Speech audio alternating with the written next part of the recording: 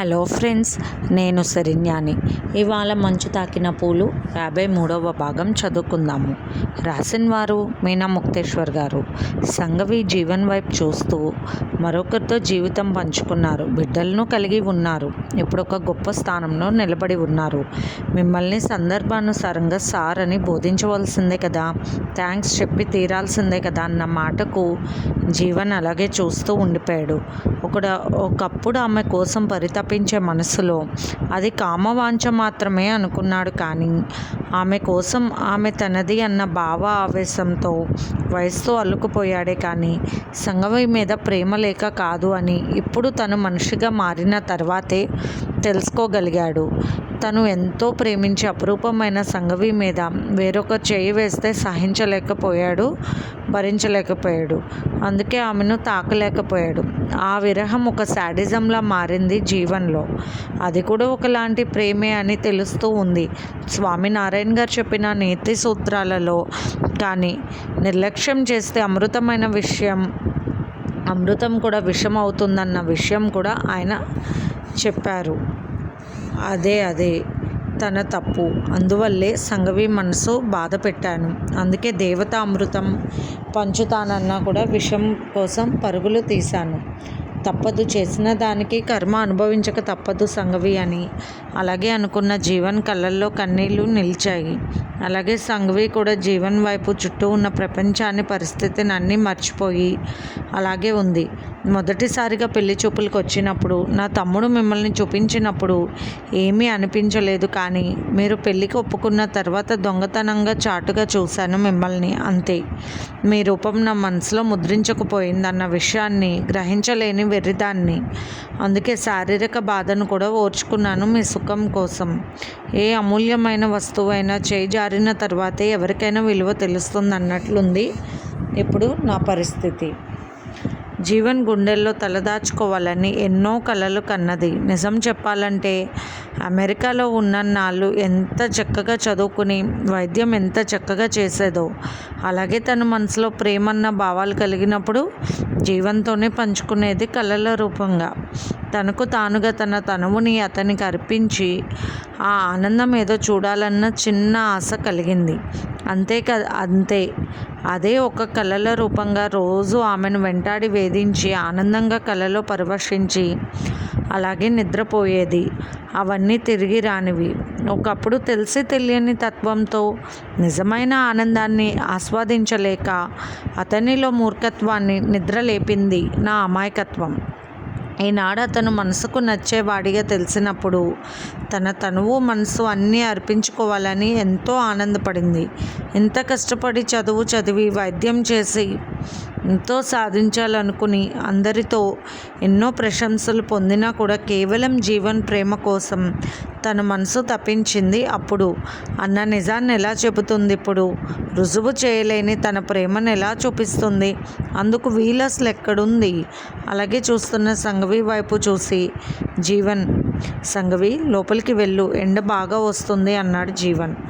ఆనాడు వర్షం పడుతున్నప్పుడు నన్ను అలా బేలగా రోడ్డు మీద పడి ఉన్నప్పుడు కొంచెం ప్రేమ ఇవ్వాల్సింది జీవన్. మీ పాదదాసగా ఉండిపోయేదాన్ని. నా జీవితాన్ని నాకు కాకుండా చేశారు మీరు కూడా అని మనసులో బాధపడి ఇక అక్కడితో అలాంటి ఆలోచనలకు సెలవని ఆమె అంతరాత్మ సంగవిని హెచ్చరించింది. అంతే సర్దుకున్న సంగవి థ్యాంక్స్, వెళ్ళొస్తానండి అంటూ లోపలికి వెళ్ళిపోయింది. వెళ్తున్న సంగవి వైపు అలాగే చూస్తున్న జీవన్కి సంగవి తన గుండెల్ని చీల్చుకుని అడుగులు బయటకు వేసుకుంటూ వెళ్ళిపోతున్నట్టుగా భావించి తెలియకుండానే తన గుండెలను తడుముకున్నాడు జీవన్. భార్యాభర్తలకు పెళ్ళిళ్ళు జరుగుతాయి. భార్యతో ఎలా ప్రవర్తించాలో తెలియని భర్త ప్రవర్తన కాస్త దూకుడుగా ఉంటే కష్టం. అలాగే భర్తతో ఎలా మెలగాలో తెలిసి తెలియని అమాయకత్వంగా ఉండే సంగవి లాంటి అమ్మాయి బెదిరిపోతుంది.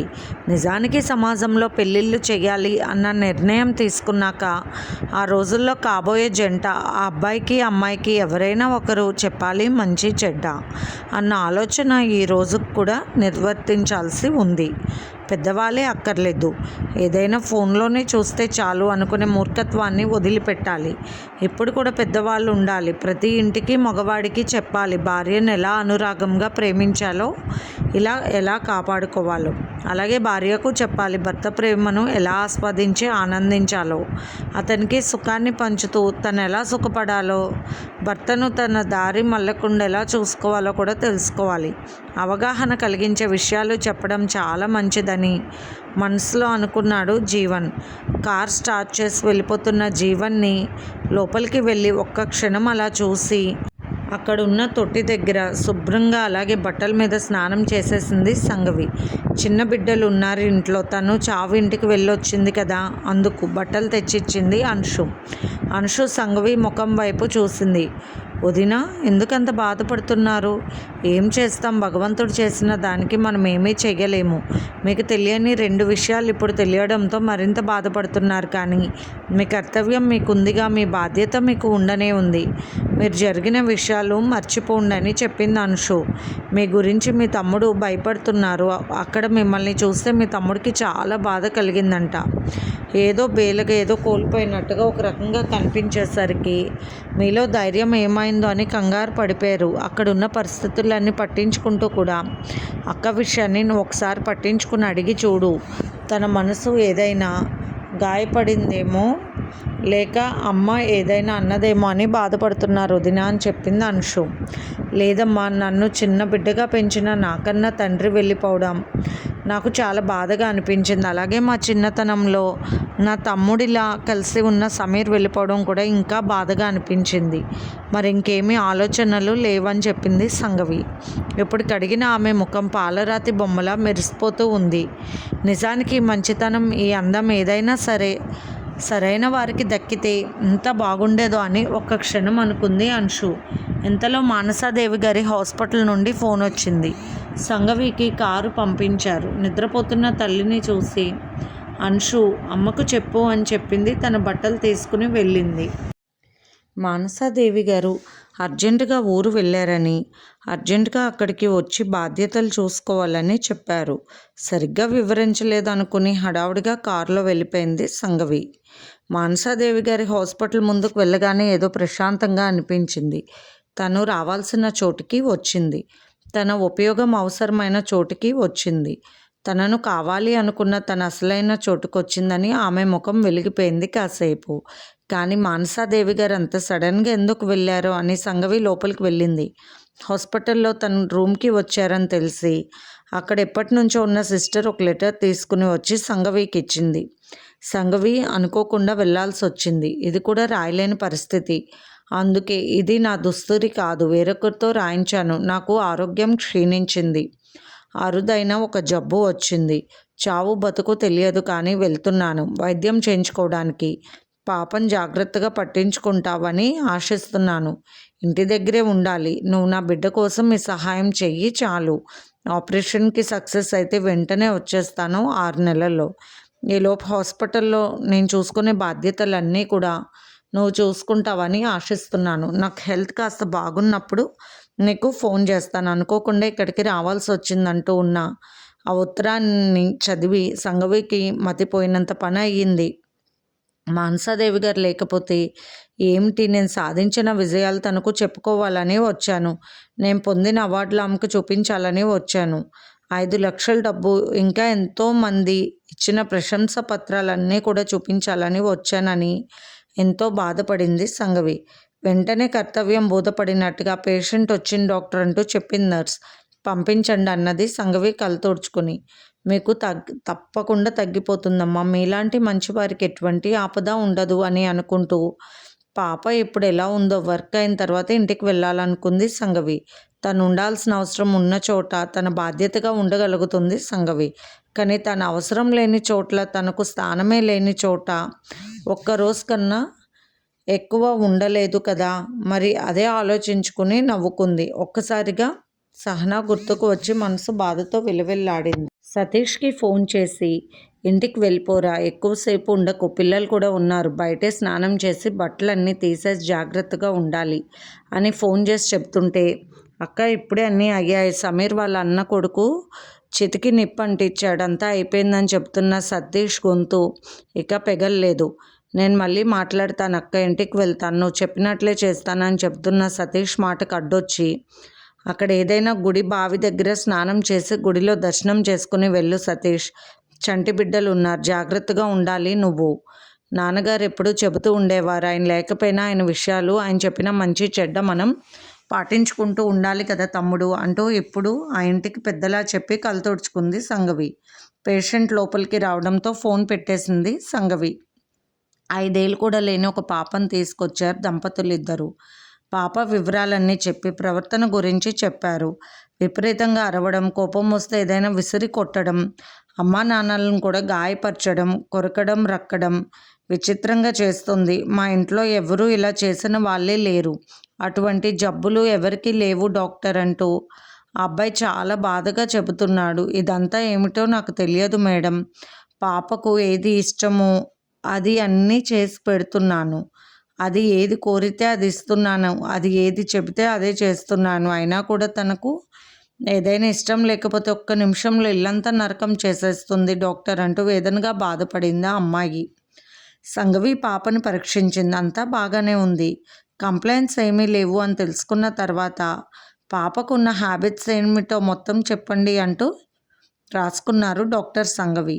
ఒక విషయం, మీరు బిడ్డకు తల్లిదండ్రులు, అందువల్ల మీ బిడ్డలోని పూర్తి లోపాలను చెబితేనే సరైన వైద్యం అందుతుంది.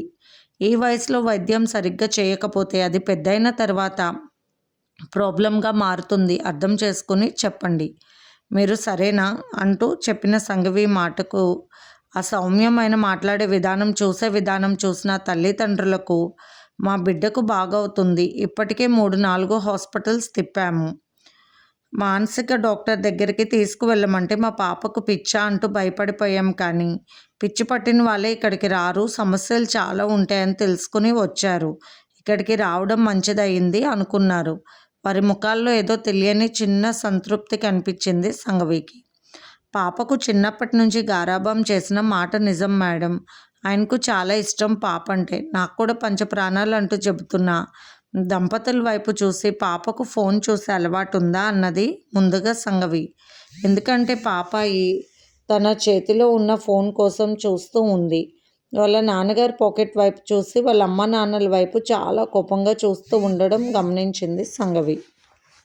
అవును మేడం, పాపకు ఫోన్ చూపిస్తూ అన్నం పెట్టడం అలవాటు చేశాము. ఆ తర్వాత చిన్న చిన్న గేమ్స్ ఏదో ఒకటి అలా ఫోన్లో చూడడం అలవాటు ఉంది అని చెప్పారు వాళ్ళు. పాప ఫోన్ చూస్తున్నప్పుడు పక్కన ఏదైనా పిలిచినా, శబ్దం చేసినా, ఏదైనా తన పక్కన జరిగే విషయాలను గ్రహిస్తుందా అని అడిగారు సంగవి. గ్రహిస్తుందో లేదో తెలియదు, కానీ పిలిస్తే పలకదు మేడం, చాలా కోపంగా ఉంటుంది. ఒకవేళ మనం తను పలకలేదని ఫోన్ కానీ తీసుకుంటే ఫోన్ విసిరి కొట్టడం, చేతిలో ఏది ఉంటే అది మా మీద కోపంతో విసరడం జరుగుతుంది. అది ఒక్కోసారి గాయాలు కూడా అయ్యాయి మేడం అన్నది ఆ అమ్మాయి భయంగా. ఓకే, నాకంతా అర్థమైందంటూ పాపను దగ్గరకు పిలిచి కళ్ళు చూసింది. నిద్రపోతుందా సరిగ్గా అని అడిగారు డాక్టర్ సంగవి. లేదు మేడం, ఎప్పుడంటే అప్పుడు లెగుస్తుంది, భోజనం కూడా సరిగ్గా తినదు. ఫోన్ చూపిస్తే తింటుందా, తర్వాత ఆ ఫోన్ చూడటమే కానీ ఏదో కొంచెం అన్నం తినడం వదిలేయడం అలా చేస్తుంది. ఇక తనకిష్టమైన చాక్లెట్లు, బిస్కెట్స్ ఇటువంటి పదార్థాలను బాగా ఇష్టపడుతుంది అంటూ చెప్పింది పాప తల్లి. మీరు చేయవలసింది ముందు మీరు మారడం, పాపాయి ముందు మీరు ఫోన్లు చూడడం మానేసేయండి దయచేసి. మీకు అన్నిటికన్నా ముఖ్యమైనది, మీరు జన్మించిన పాపాయి అయినప్పుడు తన ఆరోగ్యం గురించి మీరు పూర్తి శ్రద్ధగా పట్టించుకోవాల్సిన అవసరం ఉంది కదా అన్నది సంగవి. అవును మేడం అన్నది ఆ అమ్మాయి. చూడండి, ఇదివరకు పిల్లలు చక్కగా మట్టిలో ఆడుకుంటూ, పెద్దవాళ్ళ దగ్గర కూర్చుంటూ, అన్నీ చూస్తూ, టీవీలో ఏదో కాసేపు చూస్తూ, బయటకు వెళ్ళి ప్రకృతితో మమేకంగా ఉండేవాళ్ళు. ఇప్పుడు అలవాట్లు లేవు, ఎవరింట్లో వాళ్ళు ఉంటున్నారు, సిటీ కల్చర్కి అలవాటు పడిపోయారు. ఒక పెద్దవాళ్ళు ఎవరిళ్ళల్లో ఉండడం లేదు, వాళ్ళు అడ్డు అనుకుంటున్నారు. ఈ ఫోన్ వచ్చాక తల్లిదండ్రులు నేర్పితేనే తెలుస్తుంది. తల్లిదండ్రులు లేకపోతే జీవితమే లేదు అనుకునే బిడ్డల మనసులో ఫోన్ ఉంటే చాలు అన్న బలహీనత ఏర్పడిపోయింది. అందుకే పాప మీరు లేకపోయినా బయటకు వెళ్ళినా కూడా ఊరుకుంటుంది, కానీ పాపాయి ఫోన్ లేకపోతే చాలా అల్లరి చేసేస్తుంది కదూ అన్నారు డాక్టర్ సంగవి. అవును మేడం, మీరు చెప్పిందంతా నిజం అంటూ కళ్ళనీళ్ళు పెట్టుకుంది ఆ అమ్మాయి. ఆ తండ్రి కూడా బాధపడ్డాడు. సమస్య వచ్చినప్పుడు బాధపడడం, సమస్యలు తెచ్చుకునేటప్పుడు నిర్లక్ష్యంగా ఉండడం రెండూ కూడా తప్పే కదూ! పాపాయి విషయంలో మీరు చాలా నిర్లక్ష్యం చేశారు. అడిగినవి వెంటనే ఇచ్చేసి పిల్లలను గారాబం చేస్తే వారికి అదే అలవాటయ్యి వారు అడిగినది ఇవ్వనప్పుడు భరించలేకపోతారు. అతి భయంకరంగా అవుతుంది మనస్తత్వం పెరిగే కొద్దీ. ఆ విషయంలో అది మీరెందుకు గ్రహించడం లేదు? ఇప్పుడు మీరు గమనిస్తున్నారా టీవీలో వార్తలు? మునుపెప్పుడైనా జరిగాయా? చిత్ర విచిత్రంగా ఉంటున్నాయి. స్కూల్ పిల్లలు కూడా ఉరేసుకొని చచ్చిపోతున్నారు. ఎందుకలా? అసలు వారు కావాలనుకున్నది జరగకపోయినా, వారు కోరిన మార్కులు రాకపోయినా, తల్లిదండ్రులు ఏదైనా తిడతారనుకున్నా కూడా ఉరివేసుకొని చచ్చిపోతున్నారు. 3వ తరగతి పిల్ల కూడా. ఇదంతా మానసిక వ్యక్తిత్వ వికాస లోపం కదా అన్నారు డాక్టర్ సంఘవి. అవును, బిడ్డకు తల్లిదండ్రులే ముఖ్యంగా ఉండాలి. మొదటి రోజుల్లో, ఆ తర్వాత గురువుకి ఆ స్థానం ఇవ్వాలి. మనం ఎప్పుడైనా గౌరవం అనేది నేర్పించాలి. పిల్లలతో మన ఇంట్లో ఉన్న పెద్దలకు ఏదో ఒకటి ఇప్పించడం, వారు అడిగిన పనులు చేయడం కూడా చిన్నగా నేర్పించాలి. అలాగే పార్కులకు, అందమైన ప్రదేశాలకు తీసుకువెళ్ళాలి. జూకు తీసుకువెళ్ళి జంతువులను చూపించాలి. పిల్లలతోనే ఫిష్లకు మేత వేయించడం, బర్డ్స్కి మేత వేయించడం, కాసేపు చిన్న చిన్న కుక్క పిల్లలతో ఆడుకునేలాగా చేయడం, అలాంటి విషయాలపై శ్రద్ధ వచ్చేలాగా చేయాలి. వాటి వల్ల ఎవరికి తెలియని ఆనందం కలుగుతుంది. నిజమైన మానసిక సంతృప్తి కలుగుతుంది. అప్పుడే ఫోన్ అనే విషయానికి దూరంగా ఉండగలుగుతారు. పిల్లలు కోర్చుకునే తత్వాన్ని కూడా నేర్పించాలి. అడిగింది కదా అని అదే పనిగా కొండ మీద కోతిని తెచ్చిస్తే ఆ పిల్ల అది దొరకనప్పుడు భయంకరంగా మారుతారు పిల్లలు. పిల్లలకున్న తెలివితేటలు పెద్దలకు ఉండవు. వాళ్ళు అన్నీ గమనించగలుగుతారు. మనము ఫోన్ చూస్తూ ఒక్కసారి బిడ్డలను పట్టించుకొని విషయాలు, ఫోన్ చూస్తూ మనం పిల్లలకు అన్నం తినిపించే విషయాలు అన్నీ కూడా వారు గమనిస్తారు. అందువల్ల పిల్లలకు తగ్గట్టుగా ముందు పెద్దవాళ్ళు మారండి. మీ చిన్నతనపు రోజులు గుర్తు తెచ్చుకోండి. ముఖ్యంగా మీ పెద్దలను మీరు గౌరవించడం నేర్చుకోండి. అది పిల్లలు బాగా గ్రహిస్తారు. దూరంగా ఉన్న తల్లిదండ్రులతో ఫోన్లో ర్యాష్గా మాట్లాడినా, లేక వారి మీద అనవసరమైన విషయాలు భార్యాభర్తలు చెప్పుకున్న పిల్లలు అన్నీ గమనిస్తారు. పెద్దల ముందు మనం నటిస్తూ ఉంటాము. వాళ్ళు లేనప్పుడు వేరొక రకంగా మాట్లాడుకుంటాము. అవి చూస్తున్న పిల్లలకు ఏ పద్ధతిని అనుసరించాలో తెలియక వారు కొంత మెంటల్గా డిస్టర్బ్ అవుతారు. అందుకే ముందు మీరు మారాలి. ఒక్కోసారి పెద్దలతో ఉమ్మడిగా కలిసి ఉండడం అలవాటైన పిల్లలకు ఒక్కసారిగా వారిని బయట ప్రపంచంలోకి తీసుకెళ్ళి దూరంగా విడిగా ఉండాల్సిన పరిస్థితి ఏర్పడినప్పుడు, తాత బామ్మలతో వారికి అలవాటైన ఆనందాన్ని దూరం చేసినప్పుడు వారు మెంటల్గా మరింత డిస్టర్బ్ అవుతారు. అటువంటప్పుడు విపరీతంగా అరవడం, కోపాన్ని ప్రదర్శించడం, ఏదంటే అది విసరడం అలా కూడా నేర్చుకుంటారు. మనలో మంచి ఉంటే పిల్లలు మంచి నేర్చుకుంటారన్న విషయాన్ని మనం ముందుగా గ్రహించుకోవాలి. ఇక బయట సమాజంలో వచ్చే చెడుని వారి చెంతకు చేరకుండా కూడా మనమే కాపాడుకోవాలి. ఆ తర్వాతే పిల్లల్లో మార్పు వస్తుంది. ఇదేమీ జబ్బు కాదు, ఏమీ కాదు. కేవలం ఇది ఒక వ్యసనం. పెద్దల్లో ఉన్న ఫోను వ్యసనం అని చెబుతున్న సంఘవి వైపు చూసి వారి మనసులో మాటలను చెప్పడానికి సందేహించలేదు ఇక వారు. అన్నీ డాక్టర్ గారిని అడిగి అన్ని విషయాలు తెలుసుకుని అలాగే ఉండాలని అనుకుంటూ ఉన్నారు. ఇది ఫ్రెండ్స్ ఇవాల్టి ఎపిసోడ్. రేపు ఇంకొక ఎపిసోడ్తో మేము ముందుకు వస్తాను. మీకు కనుక స్టోరీ నచ్చినట్లయితే లైక్ చేసి ఛానల్ని సబ్స్క్రైబ్ చేసుకోండి. ఉంటాను.